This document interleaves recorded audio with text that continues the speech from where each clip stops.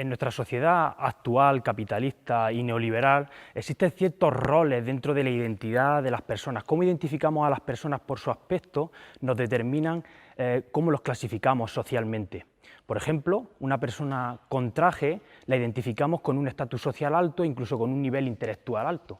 Pero como todos sabemos, hay mucho ignorante y suelto por ahí con traje y corbata. En realidad las personas nos vestimos, nos adornamos, cómo nos identificamos nosotros personalmente. Si observan esta imagen que les muestro a continuación y están acostumbrados a ver los documentales, rápidamente serán capaces de identificar un grupo de guerreros masái de Kenia y de Tanzania. Como este ejemplo que les pongo de los masáis, podríamos enumerar muchísimos y en diferentes partes del mundo que identificaríamos por su aspecto y por su indumentaria. Maorí, bosquimanos, esquimales, todo eso lo identificaríamos por cómo ellos se visten.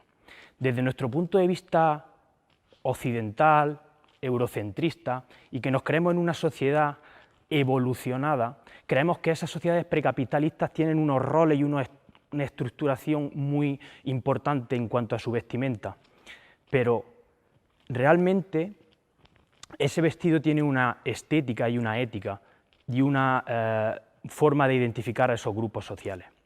Sin embargo, si observamos esta otra imagen, podemos ver a un grupo de punky que igualmente identificamos rápidamente con lo que hemos denominado como tribu urbana. ¿Qué une a esas tribus urbanas que hemos denominado así? Pues les une una cosmología, una forma de ver el mundo determinado que ellos exteriorizan mediante su indumentaria para diferenciarse del resto de la población.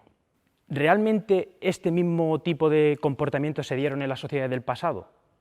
Pues si analizamos esos dos ejemplos expuestos desde un punto de vista nomotético, entendiendo que existen leyes universales que se pueden aplicar a los seres humanos, podemos llegar a la conclusión de que la vestimenta o el adorno tienen un valor étnico y que hacen a los grupos pertenecer al grupo cultural en el que se encuentre. Y realmente desde la arqueología podemos llegar a identificar este tipo de cuestiones culturales o sociales. También vemos que dentro de nuestra sociedad existen determinadas connotaciones simbólicas que les damos a los adornos o a los objetos en general. Por ejemplo, de manera personal, podemos ver como un objeto regalado en un contexto de amor o en una relación, lo impregnamos de una serie de connotaciones que una vez que se acaba esa relación tenemos que desecharlo porque tiene unas connotaciones muy fuertes para nosotros. Igualmente, la sociedad tiene esas connotaciones sociales a determinados objetos. Una de las más características es la posición del anillo en una mano determinada. Por ejemplo, en este sentido, determinaría que estoy casado. No te preocupes, mamá, que todavía no me voy a casar, me va a aguantar unos añitos más. Ahora bien, a partir de estos dos ejemplos que les he expuesto, voy a intentar ponerle un ejemplo a partir de cómo desde la arqueología somos capaces de identificar este tipo de cuestiones culturales a partir del registro arqueológico. Tenemos que retrotraernos en torno a 7.500 años antes del presente. En ese momento comienzan a desarrollarse en la península ibérica las primeras sociedades de agricultores y ganaderos, lo que hemos denominado las primeras sociedades neolíticas. Se trata de sociedades que son eminentemente productoras y que se diferencian en su socioeconomía de las poblaciones del Paleolítico. Podemos decir que se pasa de una sociedad predadora a una sociedad productora. Esas sociedades neolíticas tienen un amplio registro material que las identifica arqueológicamente. Hachas pulimentadas, la cerámica como un elemento nuevo que aparece, una industria de hueso muy importante, y en este momento también aparecen un conjunto de ornamentos, de adornos, que también están relacionados con estas sociedades. Cuentas de collar, colgantes, anillos de diferentes partes y brazaletes. Los brazaletes son, como los que pueden ver en esta imagen, son uno de los elementos más característicos de esas sociedades. ¿Qué tienen los brazaletes que lo hacen tan importantes a nivel de identidad cultural? Pues el uso de los brazaletes de piedra es un fenómeno que se da en el occidente mediterráneo y que se asocia a las primeras comunidades neolíticas. Podemos decir que son una moda en la Europa neolítica, claro está, salvando las distancias. Ahora, ¿qué tiene que tener un elemento de la cultura material para que los arqueólogos lo identifiquemos como un elemento de identidad cultural o que nos sirva para identificar culturalmente?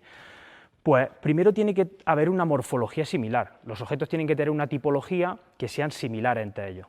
Se tienen que dar en un momento cronológico determinado, una horquilla determinada de tiempo. E igualmente se tienen que dar en un área geográfica determinada que nos permitan definir esos grupos culturales. En este sentido, los brazaletes son uno de estos elementos. El estudio de los yacimientos donde aparecen los brazaletes de piedra nos han permitido definir dos grandes grupos culturales. Uno que sería el sur de la península ibérica y otro el levante de la península ibérica. Vemos como la concentración de brazaletes nos está determinando que en las comunidades de Andalucía los brazaletes son un elemento de identidad cultural de esas poblaciones, mientras que en Levante aparecen en menos cantidad y no aparecen brazaletes, no aparecen talleres donde se elaboran esos brazaletes. Vemos como, por ejemplo, se producen relaciones de intercambio. ¿Y cómo vemos esto? Como todos sabemos, las piedras no tienen piernas, o sea que siempre que un elemento se circula por un territorio, hay que relacionarlo con interacciones entre esos grupos culturales. Aparte de ver cómo identificamos esos grandes grupos culturales entre el Levante y Andalucía, también podemos ver cómo circulan esos elementos dentro de Andalucía. Vemos cómo los brazaletes son un elemento que se elabora en todos los asentamientos que conocemos del Neolítico Antiguo en Andalucía, pero también vemos cómo hay ciertos elementos que circulan de manera más excepcional, porque están elaborados por artesanos especializados y en una materia prima muy excepcional.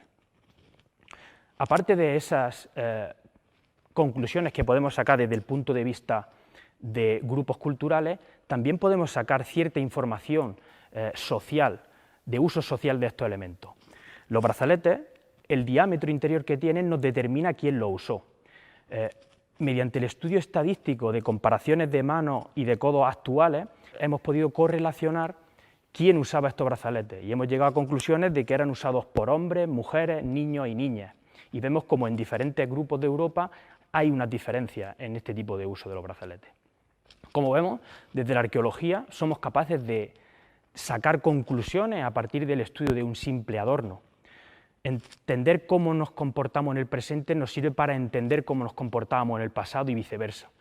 Quisiera acabar esta exposición con una frase del célebre filántropo francés André Leroi-Gourhan, el cual dijo: la estética de la vestimenta y el adorno, pese a su carácter puramente artificial, es uno de los rasgos que más une al ser humano al mundo zoológico. Y creo que es así, somos animales, sociales, pero animales. Así que no olviden su identidad personal y cultural en este mundo tan globalizado. Muchas gracias.